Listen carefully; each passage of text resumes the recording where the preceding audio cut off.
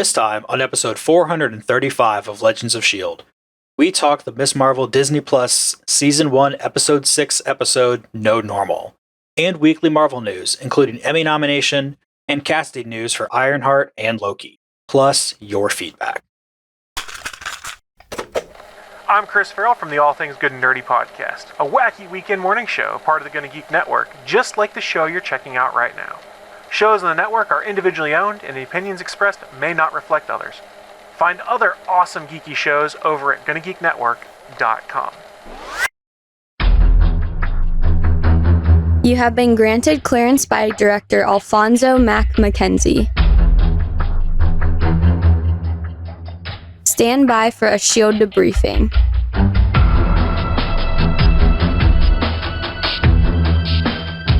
All information to be discussed here is classified and may only be discussed among agents granted clearance by the S.H.I.E.L.D. Director. Now it's time for a scheduled debriefing. I'm Agent Michelle. I'm Agent Chris. And I'm producer of the show, Director SP. Welcome to Legends of S.H.I.E.L.D., a Marvel Comic Universe fan show discussing the Marvel Cinematic and comic book universes as told on screen by a small little independent company called Marvel Studios. This show is recorded on Saturday, July 16th, 2022, live from the Legends of S.H.I.E.L.D. studios and broadcast New Jersey-wide. Come and join our live chat as we record. If you didn't already catch it over the last minute and a half, we love talking about Marvel. Because the secret is nutmeg. I don't know why. Okay. You got him. I don't know why that one was so funny. It was the cookies. They're good cookies. If you'd like to talk to us about your favorite nutmeg recipe, head on over to our website, legendsofshield.com. You can tell us what your favorite cookie recipe is by leaving us a voicemail, 844-THE-BUS-1. That's 844-843-2871. If you have some funny pranks involving nutmeg, maybe you should share them with us over on Twitter and tag us at Legends of S.H.I.E.L.D. You can find us on YouTube, youtube.com/GonnaGeek. If you want to argue with us about just the greatness of nutmeg versus cinnamon, head on over to our Discord server at GonnaGeek.com/Discord. And remember, Legends of S.H.I.E.L.D. is a proud member of the GonnaGeek.com network and lover of cookies. Cookies. Now I want cookies. Hey, everyone. Agent Lauren wanted to be with us. She was actually with us Thursday night. She was with us earlier this morning. Unfortunately, she's experiencing technical difficulties, so she won't be here this week. We're hoping to have her back next week. And I don't blame her one bit. I mean, when you take your entire podcast studio down and then you move it across the country and you form it back up, things are bound to go wrong. That's just how things roll. In the meantime, we are going to be talking about the finale of Ms. Marvel.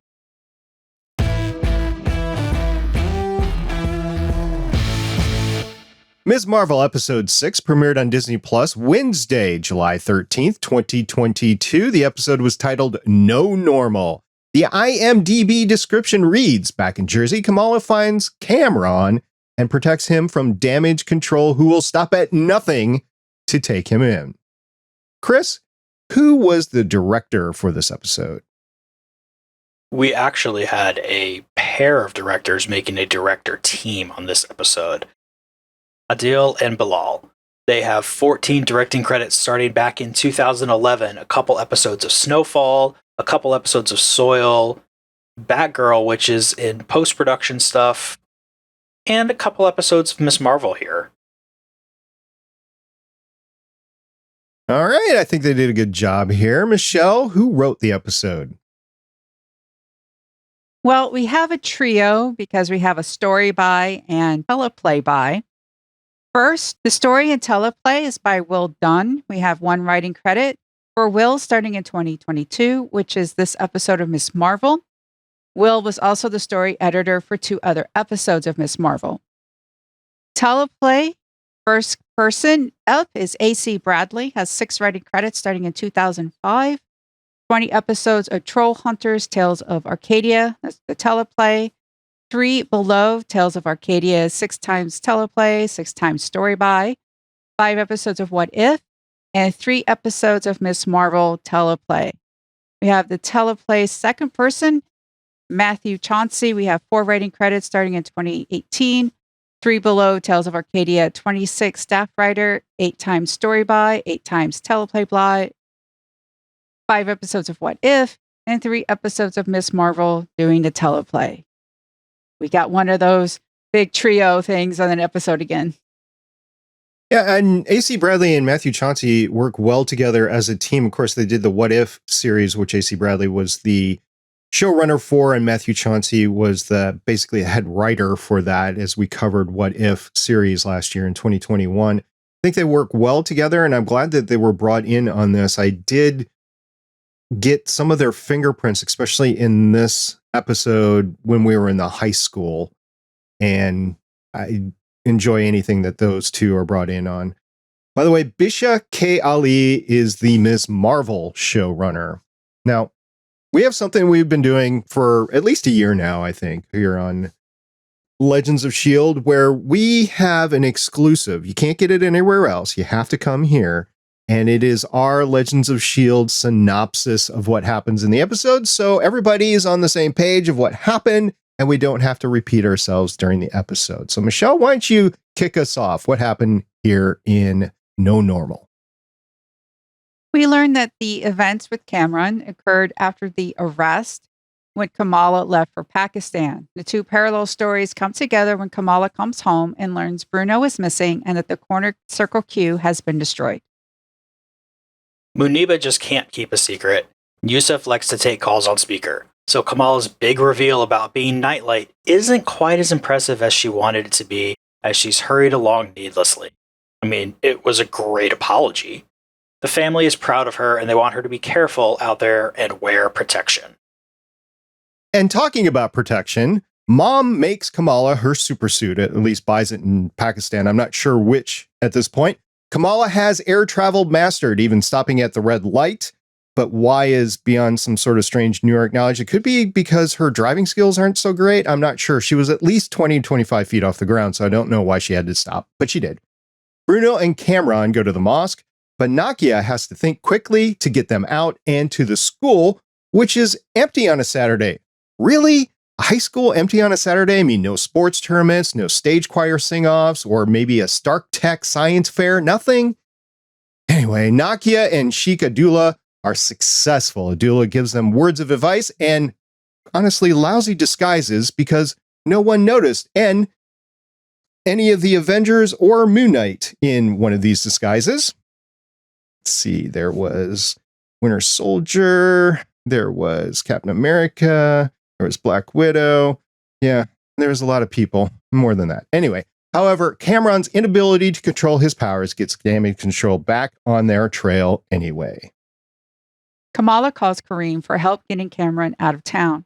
They arrive at the school.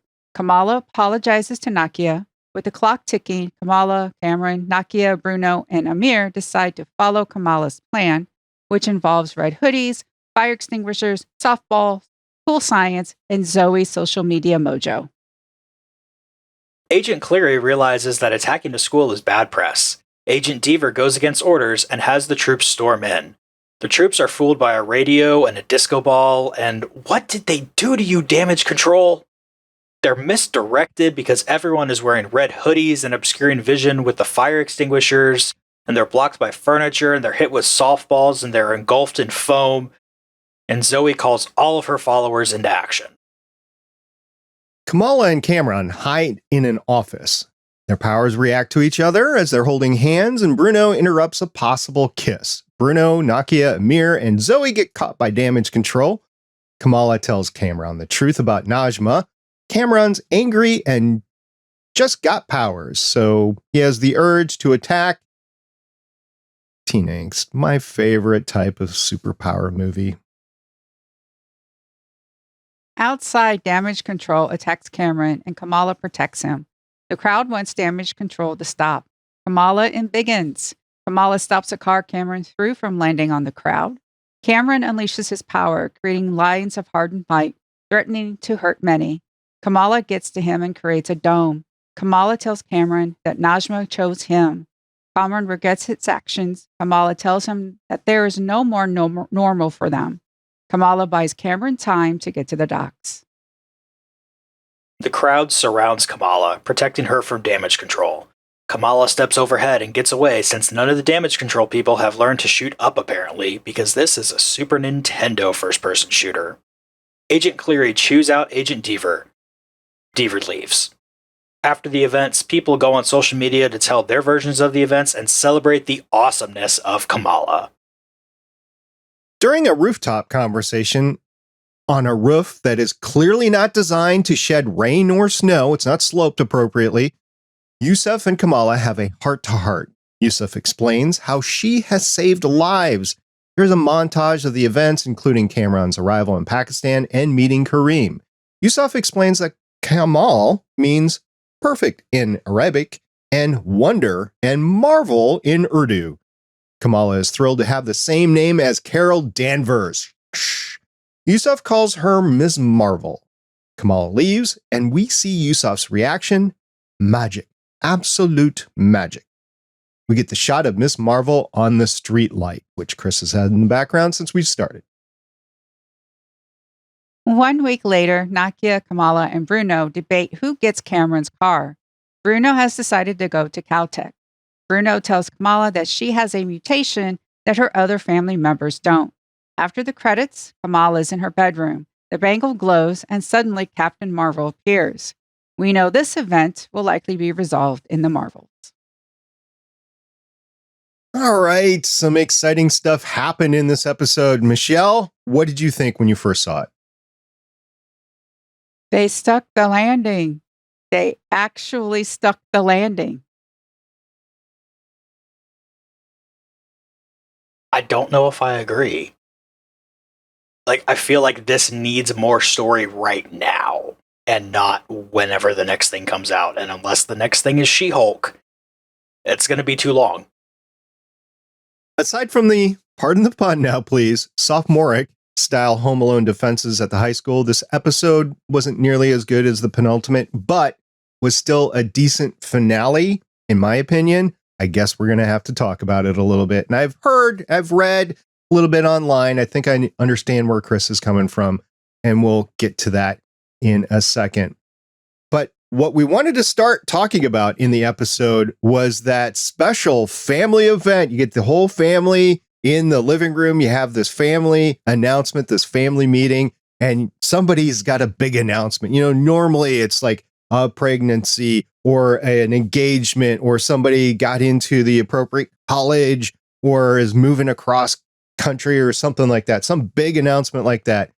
And what we get is Kamala trying to explain her powers to everybody. She's actually coming clean. But Michelle, what did we get instead? We got that fake surprise because mom told dad, and dad likes to talk on speakerphone. Therefore, we had everybody knowing. It reminded me of every time somebody's trying to throw me a surprise birthday party because they failed, because I figure it out, and then I have to act all surprised about the thing I knew what was happening. So I really felt for Kamala in that moment because her family really weren't very good at acting surprised.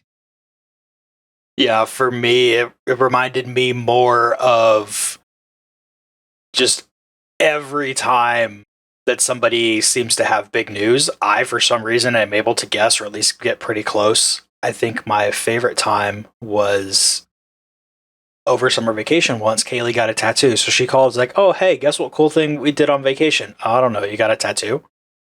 That's a true story, I swear. She was pissed she wasn't able to surprise me with that. That's kind of funny. So one thing about the announcement that I was thinking of is she got rushed through her apologies. And I don't know what to feel about that, because on one hand, she's trying to be sincere and apologize. And on the other hand, the family's like, yeah, we don't care. You don't need to apologize. Let's get to what you really want to say, because we all know what you're going to say anyway. So I don't know how I feel about her getting cut off at the apology. I don't know if it was necessary. And I think it was necessary, but I think it was the family's way of saying we don't need to hear it. I don't know. I'm curious what you guys think about that part.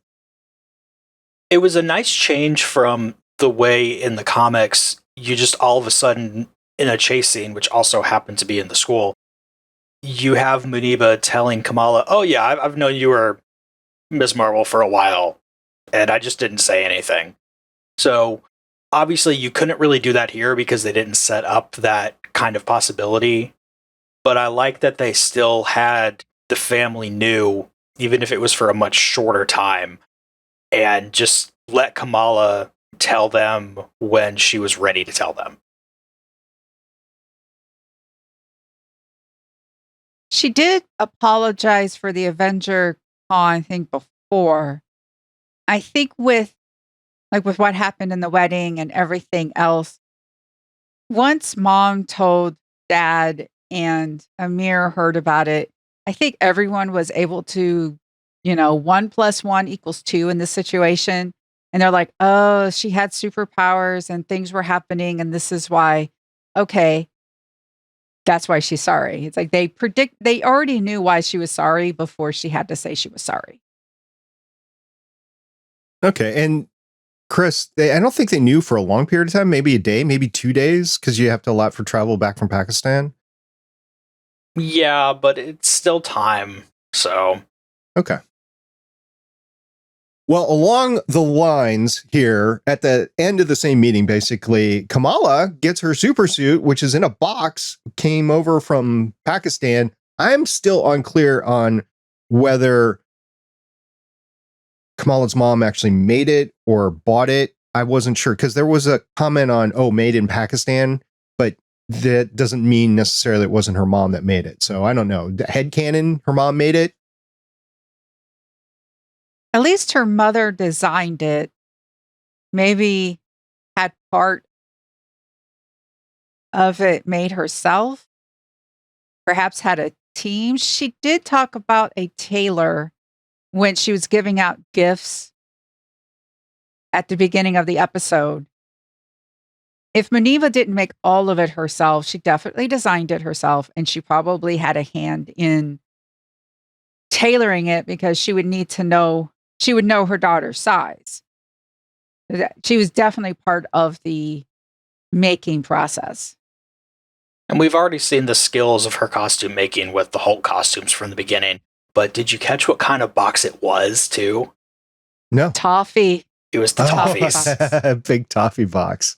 Which really makes me think Muniba, if she didn't make the entire thing, then she had people help her so she could make sure it got done fast enough.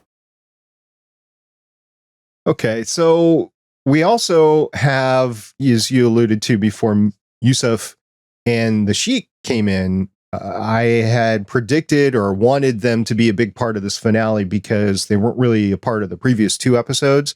And they were a big part of this series, even though they weren't in all the episodes. The acting ability for both of them, the presence that they had on screen, I think it was a big additive to this entire series. Series definitely focused more on the family than Kamala's friends. And I think maybe that's part of your issue, Chris. But let's stick with Yusaf and the Sheikh here. I think they came through, even though they had smaller parts, I think they came through and gave gravitas to the episode. Yeah, just the way that they were telling Agent Devers, you need to actually respect our space and our religion, and we're not going to just give people up, and you could be describing anybody here, and the way that they were able to help Kamala out, and just the entire sense of communal family that everybody had for Kamala there, I think might have been my favorite part of the episode. Kamala's relationship with Yusaf. At the apology revelation scene, he expressed his concern about her going out and basically that whole hero danger. And she reminded him that you've taught me that when I can help people, I should help people. And the conversation on the roof, code or up, not up to code, was beautiful. And I love the Khan family. I love that we have a superhero with a family. You can have a mother, a father, and a sibling and still be a superhero. Take note, everyone else. So let me have my balcony moment right here, because I was looking at the roof there that they were having the conversation on, and it was a different roof that was in like the first episode or whatever. It was definitely flattened so that they could sit on it and not have to roll off, basically, and, be a little safer. I understand why, but it was noticeable to me. They tried to hide it, but it was noticeable. It was a flat roof versus a canted roof. So that was the balcony moment there. And then also, do any of you, I don't know if you do or not, but do any of you have somebody in your life that uses their phone on speaker all the time? So it ends up in a bunch of oversharing, and you're like, I'm trying to get my stuff done, and all I'm paying attention to is this conversation over here. And it's like, turn your phone off a speaker when there's others around, please. And apparently Yusaf does that all the time. He likes the speaker. I like the speaker too. While others are around, though? Well, in another room, but there are times when that's the only way I can hear the person. And sometimes my mother hears it, sometimes she doesn't. Oh well, because that's the way that Michelle can sometimes. Sometimes I need it off speaker. It depends on the connection, because I live out in a small town, so I always get one bar. Whatever you put on that commercial you saw, my company puts on, we have all this coverage. Just like I never get more than 2 bars out here. I don't know where this magical coverage it is you advertise. So sometimes, yeah, I'm the guilty one. I admit it. The only time I ever really experienced that is at work.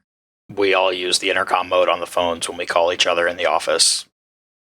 That's about it. When I can't hear somebody on the phone, I look for my earbuds and put my earbuds in, and they work a lot better for me than speaker, but I could see somebody needing to hear a little bit better through speaker. So yeah, maybe Yusuf has a hearing problem and that wasn't explored. Okay. Well, since we're on family, let's just jump right to it. At the very end of the episode was this quasi-revelation. I don't even know what to think about it. And I'm surprised it's taken us so long to talk about it right now in the episode here. But the word mutation was used. And it wasn't just that, because Inhumans have mutations. It was the 92 X-Men theme that played in the background right when he said mutation.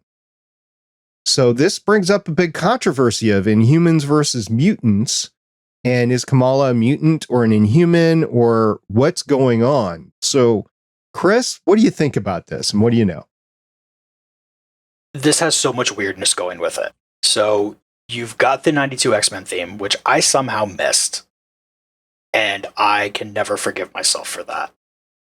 Combined with the both groups have mutations, combined with something that I just learned yesterday, so I'm glad we're recording this late. And what I have heard was that originally they wanted Kamala to be a mutant anyway in the comics, and Marvel said, no, you've got to make her an Inhuman because we want her to be tied to Inhuman stuff because of rights issues and everything. So, assuming that is true, which one do you think is more accurate to the character now? Because you have what actually happened in the comics versus what they wanted to have happen in the comics. As we said, we don't know much about Kamala's father's side of the family. Genetics. Okay, I'm going to try to. I teach biology, so I'm trying to not go into like a 4-hour thing with genetics. There are some things that have a simple, like dominant recessive inheritance pattern, but then you have polygenic things like height, eye color, hair color. It's very things like that. It's why if you've got two shorter or averaged height people and they all of a sudden they have like tall kids. It's like, well, if you go back, you can see it happens in my family. It was like they have, average, and then all of a sudden they're tall. And it's like, well, if you go back, the grandparents, my grandfather was really tall. So of course he's going to be, he just inherited that particular combination of genes. Amir wanted to know if he could be super like his sister. And we need an explanation because Amir and Kamala are siblings. We don't know the history of Kamala's father's side. We don't know the history of Sana's, while that episode was beautiful, Aisha married, a man who we don't know his genetic background. It allows for a lot of things to happen or not happen. I don't mind that it's a mutation. It explains a bit much. Not a bit much. It helps explain some things because Cameron is also a descendant of a clandestine. We don't know who his father is. And he was able to be activated with the energy sent from his mom. Does he have that mutation as well? Does it come from a clandestine sort of deal? And you have to have a particular mate with a certain set of genes to make sure this mutation happens. I find it fascinating. I'm not disappointed at all. I don't think it was intrusive or cumbersome. I liked when he said mutation and we heard the X-Men music because we have been speculating for months, maybe a year, about how are they going to bring the mutants in because they got to find a way. And there you have it. I'm a biology teacher. I know how to dispose of bodies. I had no idea you had that. I have a few things. It's okay. Do it. Yeah, having Kamala be the first official mutant in the MCU, I can see as broiling some people the wrong way. But on the other hand, this is a new mutants. It's a new MCU. I could see how they wanted to change it up a little bit and introduce things a little bit more softly. Like, hey, look, we have these things going on and here's it. Although I will say maybe I just misspoke because we did have Professor Xavier from Universe 858, I believe it was, in Doctor Strange. So I guess maybe that is the first official mutant. I don't know. How do you want to count Deadpool? He's not officially in the MCU yet. Good call. So yeah, that would be interesting. Like in the end, who turns out to be a mutant? Like maybe Photon, maybe she's a mutant. I know she got her powers one way, but maybe she was able to get her powers because she was already a mutant. I don't know. We'll see how it all pans out and who really was the first mutant in the MCU. Not in Marvel comics, but first mutant in the MCU. Another thing that I'm just going to call out for this episode right now is the fact that Kamala's friends, Nakia in particular, Zoe as well, they were hardly used. Now, they were used. It's only 6 episodes, and they had the whole have to go back to Pakistan and into partition.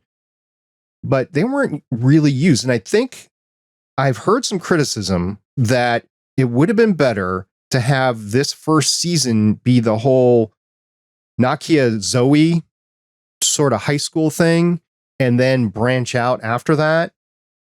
But then we wouldn't have gotten that wonderful story with Aisha and partition and Hassan in Pakistan. So I'm not sure totally what to think about this, but I can say I think they were a little underutilized, at least in my opinion. And Chris, I think maybe that is part of your criticism as well. No, I'm actually relatively fine with this part. Anytime that you spend with Kamala's friends, you have to take away some family time. And yeah, I wish that they would have had more of the friend time there. but I don't want to lose any of the family time that we got because of that lack of friend time. I like the friend time. Would I've liked more? Sure. We were able to experience Kamala in different ways. We are not the same all the time. Here you're getting podcasts, Michelle. I interact with my mother in a different way. I interact with other people a different way. If we only got family time, then we would just see Kamala as the daughter, as a sister.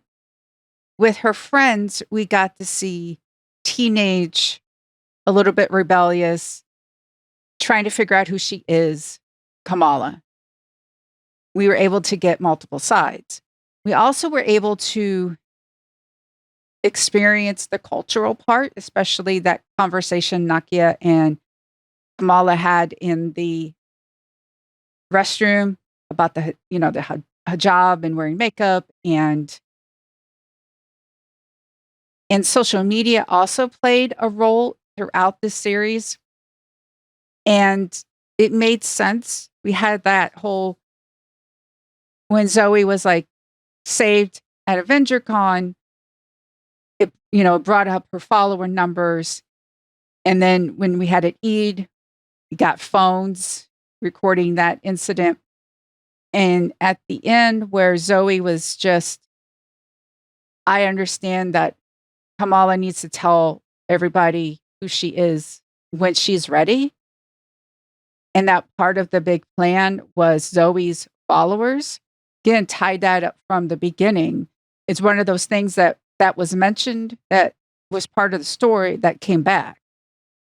Because if all of a sudden there was Zoe and she's like calling all her followers and we don't have that high school moment, those weird high school moments, we wouldn't probably have believed it. But because we had those nice high school interactions, when Zoe comes along and calls her followers into action, it brought things together.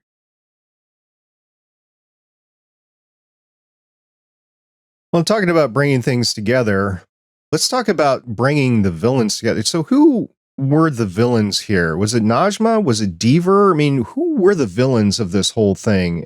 Did we really get one? That's the whole problem. You spent so much time with the clandestine getting treated as the villains, but I don't think you can really have what we were told about them, for the most part anyway, and know that they're a villain. Like, essentially what we were told was they were banished, but we don't know why, and they're trying to get home, and they need Kamala's help. Now, Najma did go and kill people. The other ones did go and try to kill people. That part is obviously bad.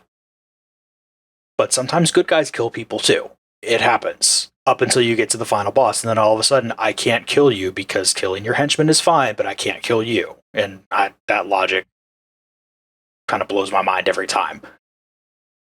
But we don't know really what's going on with clandestine here. And good people can be banished, and because the people banishing them are the bad guys. We have no idea.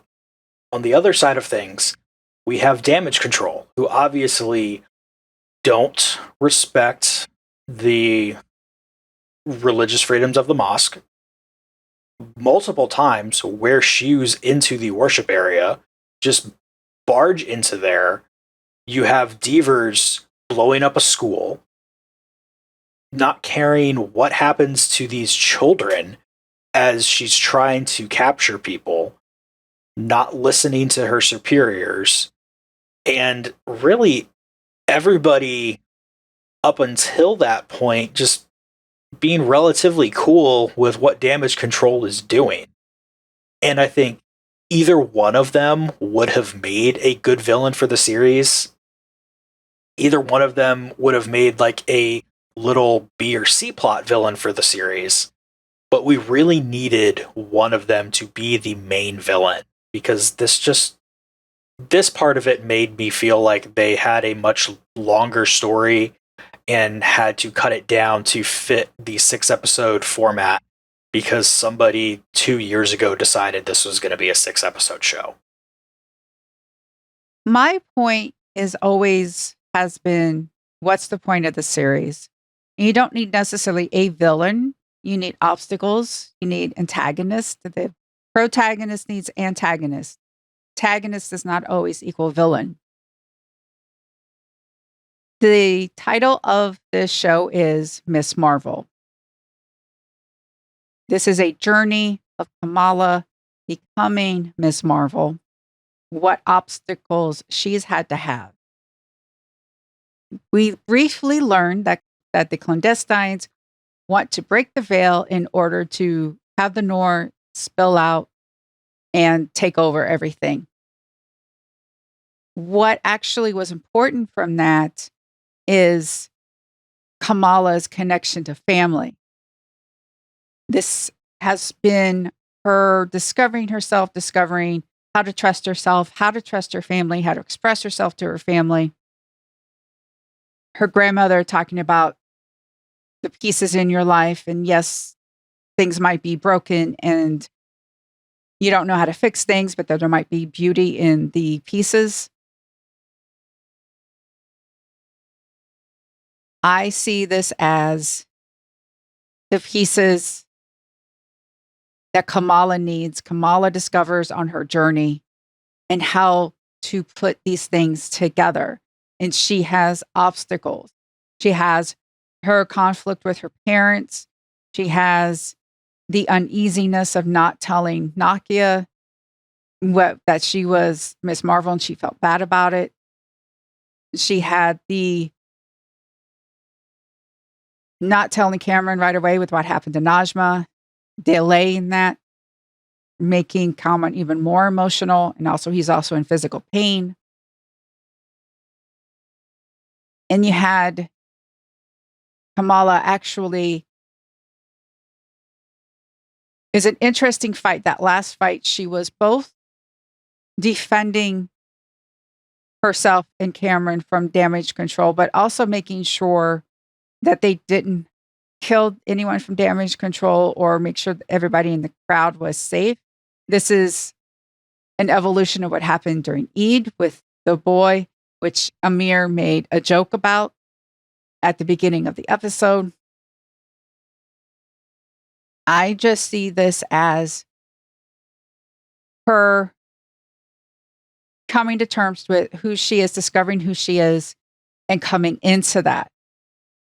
It wasn't like, let's say, Falcon and a Winter Soldier, where I said, the show is about Falcon and a Winter Soldier. But then we had Zemo come in, and a couple of the episodes were all about like Zemo's thing. And we had big scenes with Zemo, and then we had big scenes with the person who came with U.S. Agent. Then we had all these other scenes with the terrorist group. And then we had all these other scenes about the somebody, even like I can't even remember. It was all these like stitch-oriented things, and that's one of the things I've had issues with.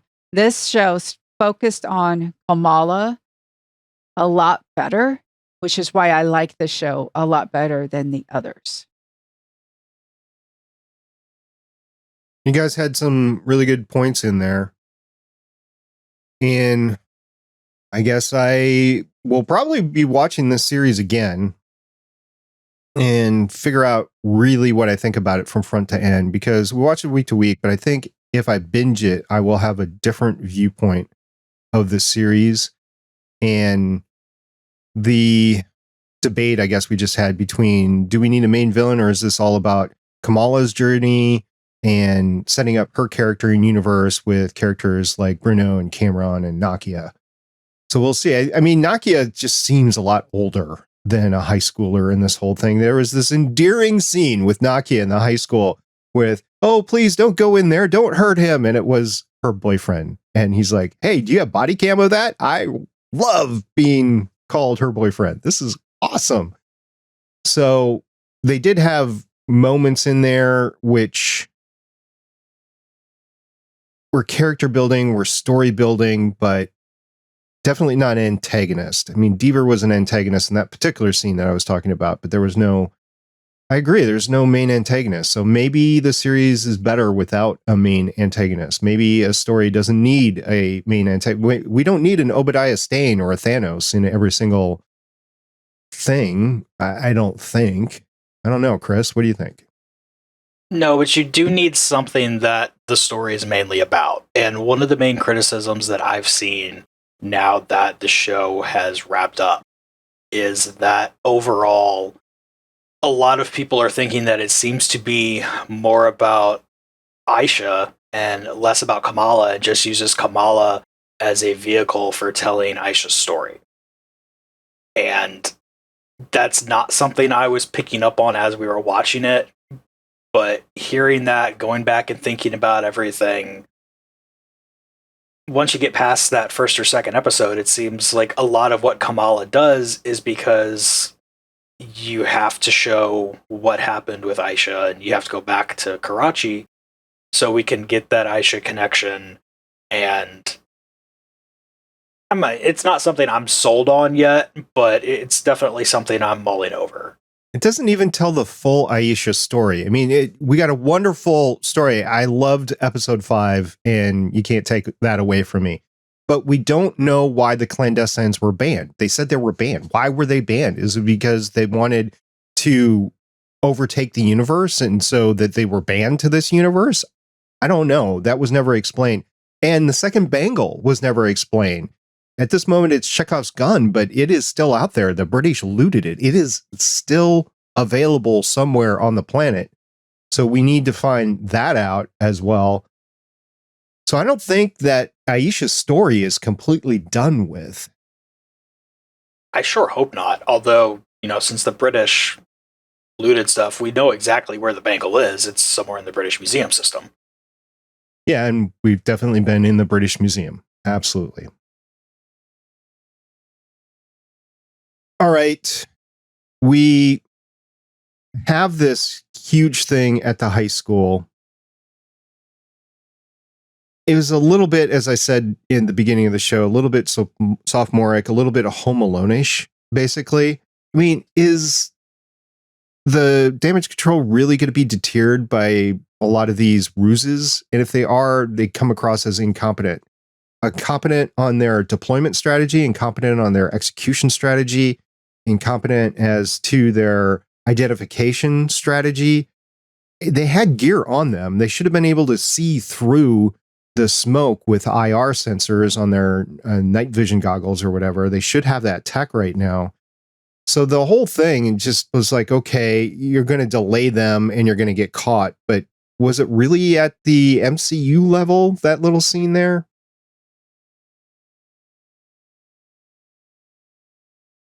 What do you mean by not being at the MCU level? I mean, it's a bunch of stuff against a government organization that shouldn't have been effective against a government organization that specifically is there to counter superhumans. Nah, so here's the thing. She says, Deaver said, bring them in, but bring them in non-lethally because I want to have them alive as I dissect them to figure out what they are.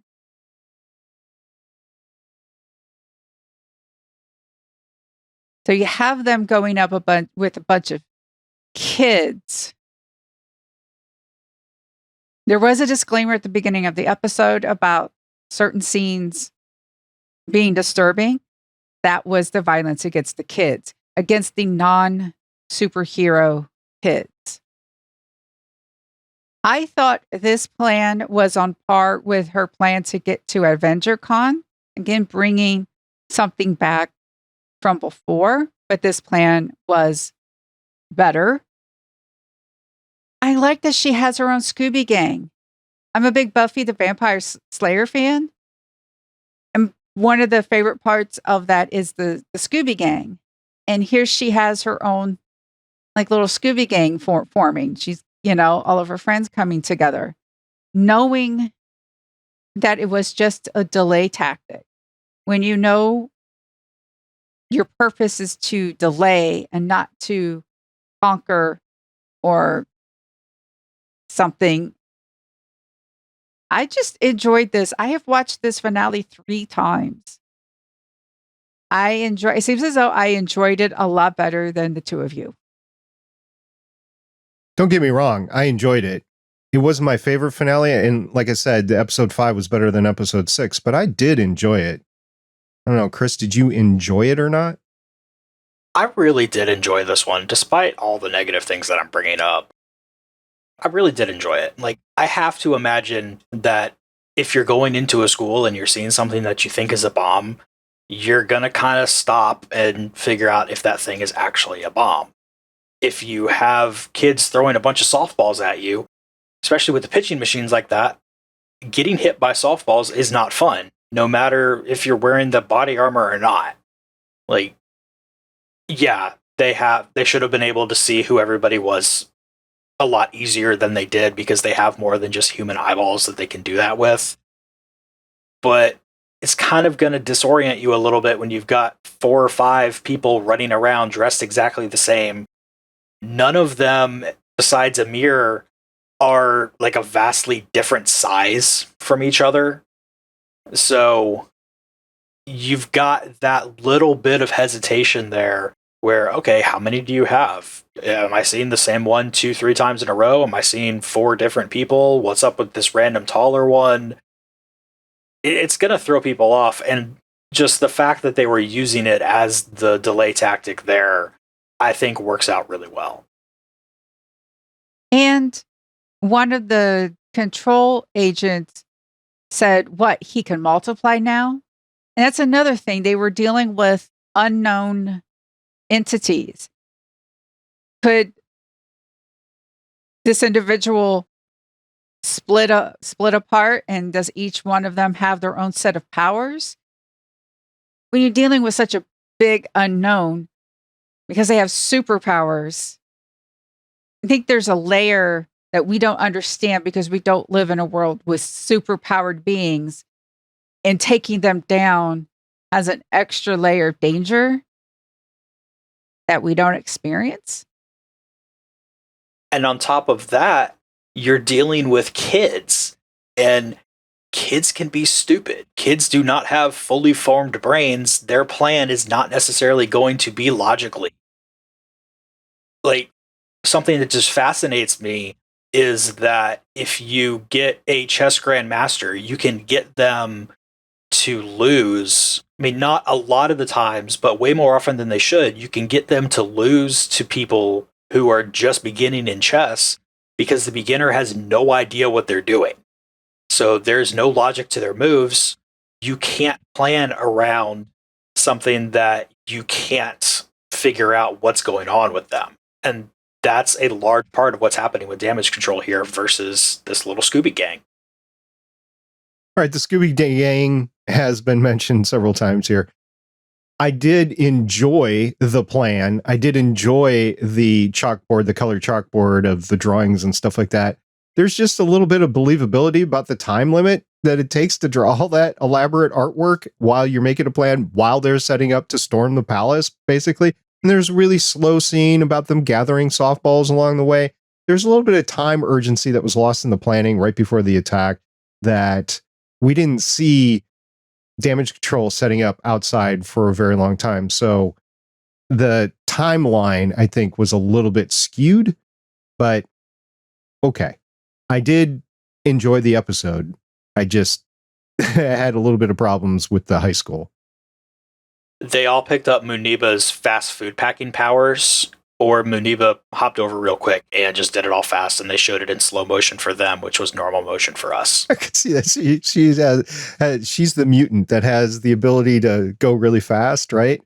Then is able to get back and forth. That's why she sent Yusaf Amir as a ruse, right? It's like she's actually doing everything, and Yusaf is not Yusaf. I keep saying Yusaf. Amir is the person that's just the patsy, the stand-in for the whole thing. Okay, maybe. All right. I am going to rewatch this. It's going to be fun for me to rewatch this. I'm going to rewatch Hawkeye as well. Probably not going to rewatch Moon Knight. We established that when we covered Moon Knight. Probably rewatch WandaVision. Definitely going to have to rewatch What If, just because I think it's got a lot more meaning behind it now than it did when it first came out. And I might even rewatch Falcon and the Winter Soldier because it's going to have things about it in future works as well. Loki, it's going to be coming up. I don't know if we're going to rewatch it, but it's probably worth a rewatch in the background. Probably not my top. This is my favorite Disney Plus series so far. I said it before, this episode being a little bit of a down a level from the penultimate episode, I don't think changes that. This is still my favorite Disney Plus series.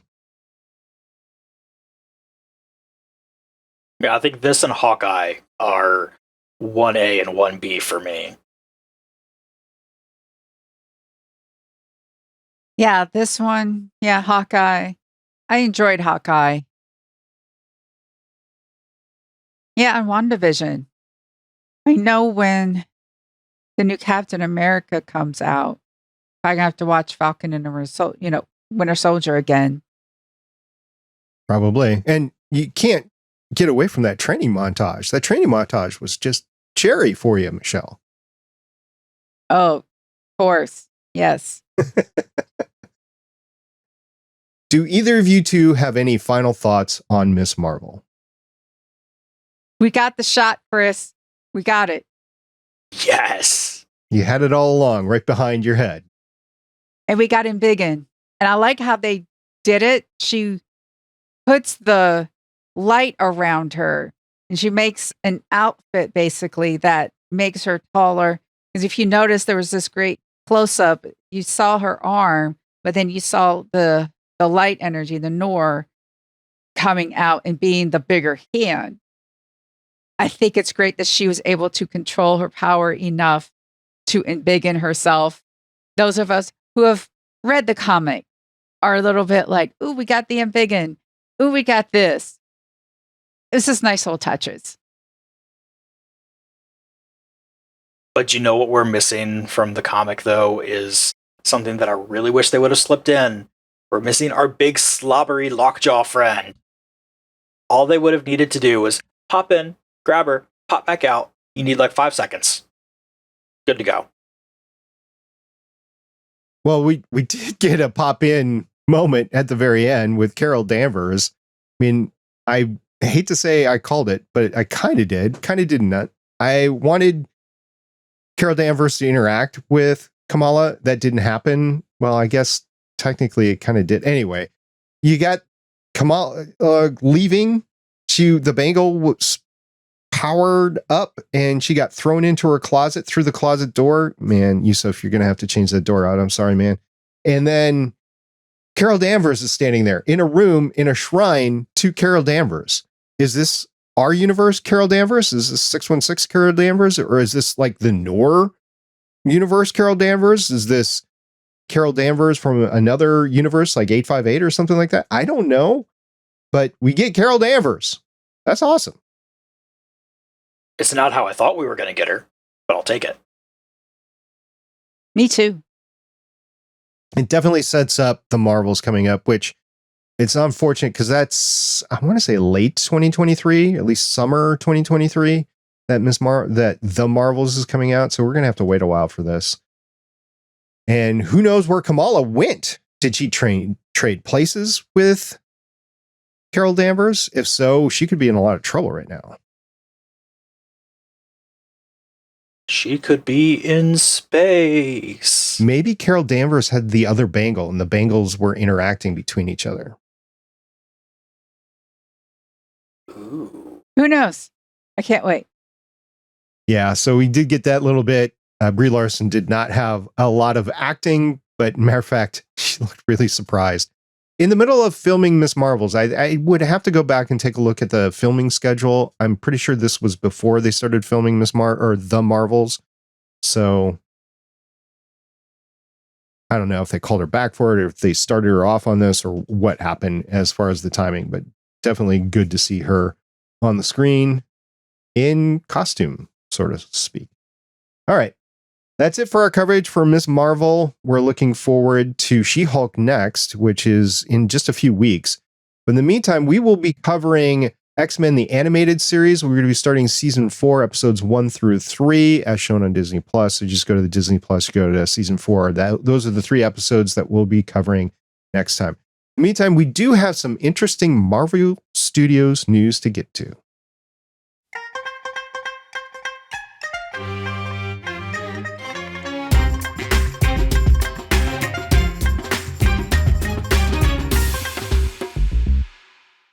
Well, first up, we have Emmy Award news. The Marvel Cinematic Universe came through with 19 nominations in its second year at the Primetime Emmy Awards. The breakdown for this year's MCU Emmy nominations includes 3 for What If, animated program, and 2 for character voiceover performance, Jeffrey Wright as the Watcher, and the late Chadwick Boseman for his turn as Star-Lord T'Challa. Moon Knight's 8 include cinematography for a limited or anthology series or movie, fantasy sci-fi costumes, music composition for a limited anthology series, movie, or special, character voiceover performance for F. Murray Abraham, sound editing for a limited or anthology series, movie, or special, sound mixing for a limited or anthology series, movie, or special, and stunt coordination for a drama series, limited or anthology series.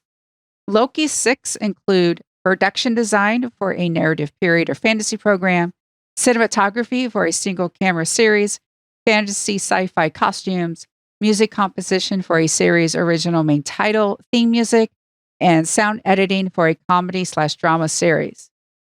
Hawkeye's 2 nominations are in stunt coordination for a comedy series or variety program and stunt performance. So all of these nominations are below the line, unlike last year where we had some which are called above the line. Those are the actors, because we did have acting nominations for WandaVision last year. But this year, no traditional acting. We got the voice acting nominations, but we didn't get Tom Hiddleston as Loki nominated, that sort of deal. Or Oscar Isaac either. Nope. Which that one kind of surprises me a little. It doesn't. It's a tough field. But he did get nominated for something else. Yeah, I don't know if they're going to use Moon Knight character or not. I would hope that they would, but we talked about that before. I don't know if Oscar is going to reprise the role or not in the future. And also Tom Hiddleston, I don't know, has he ever won an award for playing Loki? He should have, if he hasn't. It's just such a good match of character and acting there. I'm looking at the Chad Boswick nomination. I don't see him not winning that posthumously. I just don't, even though there might have been better performances in the What If series, I just think Chadwick Boseman is probably going to win that, because at this point, I think it's the only way to award him for his performance in the MCU, which was awesome. Indeed. Yeah. And now it's time in the program to go to our special Disney Plus correspondent, Chris. Chris, what's going on in Disney Plus? Well, in Ironheart news, I can't do that Mid-Atlantic thing. In Ironheart news, Alden Ehrenreich is the latest to join the cast of the Marvel series. Solo star Alden Ehrenreich is set for a key role in Marvel's Ironheart series for Disney+. It's going to star Dominique Thorne as Riri Williams, a genius inventor and creator of the most advanced suit of armor ever since that Iron Man guy, whoever he is. And Anthony Ramos is going to be on board for this as well. Shanaka Hodge was recently tapped as a head writer for the series and first announced as being in development during Disney's Investor Day presentation in December 2020. It's unknown who Ehrenreich is going to be playing in the series, though. I don't have any ideas right now. I don't have any ideas either. You know, the comic is so wide open, it could be just about anybody. I don't know what kind of story that they're looking into for Ironheart. I don't know which run of the comics that they're going to, or maybe they're going to go off on their own thing as well. I don't know. So we'll have to wait and see.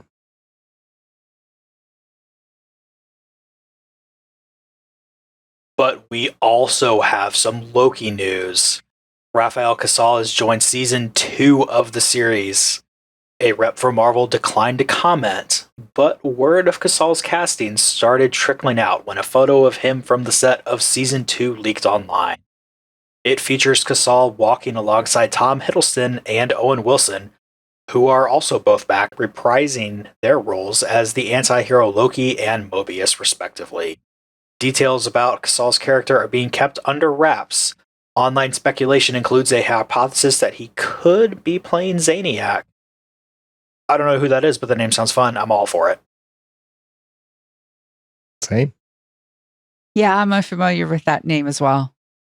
It looks like we have a little bit of research to do. So thank you very much for our Disney Plus delve into deep dive this week, Chris. We really appreciate it and are looking forward to all the new Disney Plus MCU shows, starting with She-Hulk in just a few weeks. Did I mention that She-Hulk is starting in a few weeks? I don't know. Have you? I don't know. Did I hear that correctly? Say that again. She-Hulk, the series from Marvel Studios, is starting in a few weeks on Disney Plus. Oh, really? I had no clue. I am so surprised. Something to do with the fact that you've actually written our future look at what we're doing. And on the 18th of August, we are scheduled to look into the first episode of She-Hulk. But in the meantime, we will be covering X-Men, the animated series, because we're really looking forward to getting that underneath our belts before X-Men 97 comes out. All right, we do have some great input from our audience, so we're going to do that right now.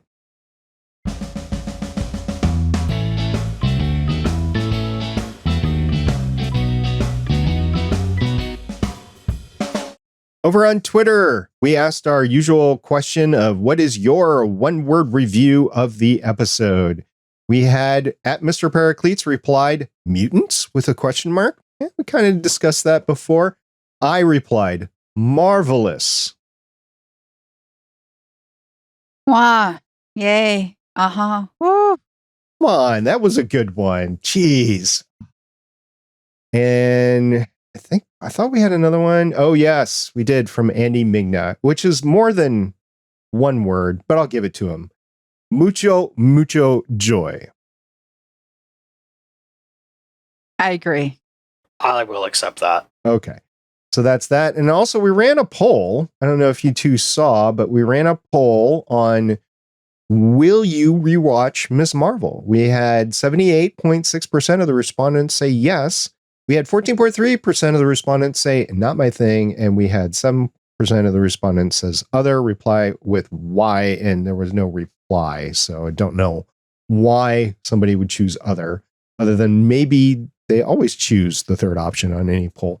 But 78% said yes, they'll rewatch it. I'll take that. I mean, not every show is going to be for everyone. So I think 78% is a strong yes.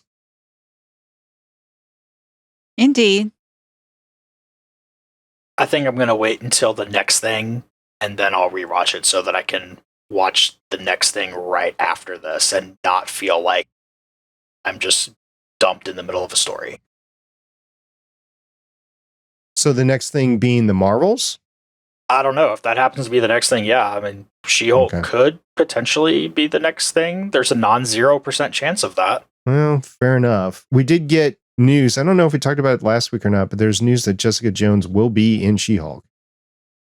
Yeah, there's a rumor that she's going to be in it. That's just a rumor. It's not confirmed? Not yet. Okay. Well, that's why it's not a news story. All right. What do you think we should do now, Michelle? I think we should suddenly switch places with Captain Marvel.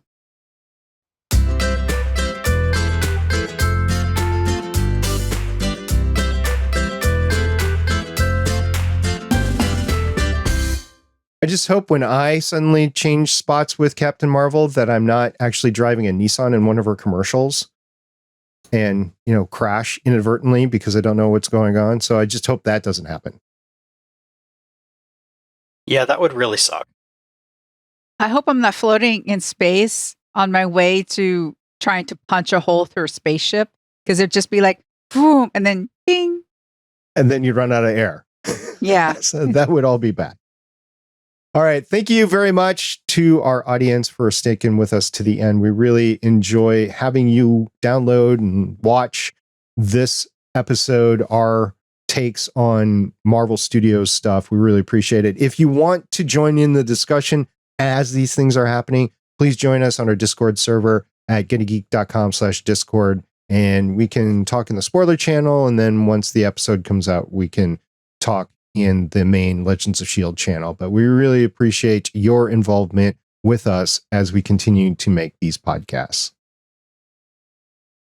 Yes, thank you for consuming our product on a regular basis. We always appreciate it. You can also find me on Twitter at @shell_game. And, I just really want to emphasize the fact that we love the fact that you are putting us in your ear holes, letting us entertain you. And if you want to hear more from me, you can always head on over to playcomics.com, where I suddenly realized that I have a lot of Creator Talk episodes for crowdfunding campaigns that are ending soon. So there's going to be a lot of episodes released real soon.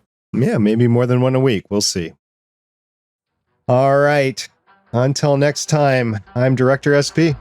I'm Agent Michelle. And I'm Agent Chris, unless I'm Carol Danvers. See everybody next time. Bye. Bye. Bye. Brie Larson, if you want a podcast with us, please do so. We will switch one of us out. I'll leave and you can come in and be SB for a week. Thank you for listening. If you want to leave us feedback, go to GonnaGeek.com and you will find all our contact information and other shows. You can also visit legendsofshield.com, where you'll find our complete archive of podcasts. The music heard on this podcast is by Kevin MacLeod, found at incompetech.com, and also artists on pond5.com and audiojungle.net. The opinions heard on this podcast are those of the individual hosts and do not represent Stargate Pioneer Productions, Legends of S.H.I.E.L.D., or GonnaGeek. Agents of S.H.I.E.L.D. is the property of the Disney Corporation, Marvel Studios, and ABC. No infringement is intended.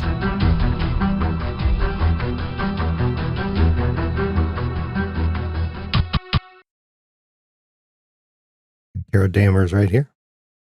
It's been on my desk for years. Got her in one of those little Marvel boxes, which I need to get rid of, actually. So if anybody wants a Marvel box, let me know. I'll ship you one. No, thank you. I'm already getting stuff out and getting more room in my space. Yeah, I can't wait for that. This thing gets stumped out. For those of you that are listening, I'm pointing back behind my chair here. This whole office gets dumped out this afternoon. So we'll see what it looks like next week. All right, Chris, you ready to go? Yeah, I guess we're just going to all have to do whatever. But you mentioned New Mutants, and you're just going to mention New Mutants? You said the words. I don't get that comic. Do you like the New Mutants? I do. Plus, I really just like Vita's writing. So what's going on in the story right now? I don't think we have time for that right now. It's a long time going. Okay. I'll have to read the insert, the first page or whatever, because Marvel always gives you a backdrop. This is one thing I like about Marvel Comics versus DC, because at the beginning, you always get okay, this is your first issue of everything that you've ever read. This is what's going on in the story right now. And DC doesn't do that. If they did do that in the past, which I don't remember them doing, they've lost that ability. So if you pick up an issue of a DC comic right now, you have to read the whole thing or skim through it to figure out what's going on. Versus Marvel, you just read that little, it's about a paragraph, right? Paragraph to three paragraphs, three short paragraphs anyway. What's going on, right? It's all easily one page. In reality, like maybe half a page of just pure text, if it even gets that far. And it's got all the creators, all the credits for the book as well. So It's that page. Not the page with the digital whatever you call it, recall thing on it, but it's the credit page. All right, guys. Bye. Bye. Bye. Legends of S.H.I.E.L.D. is copyright 2013 through 2022.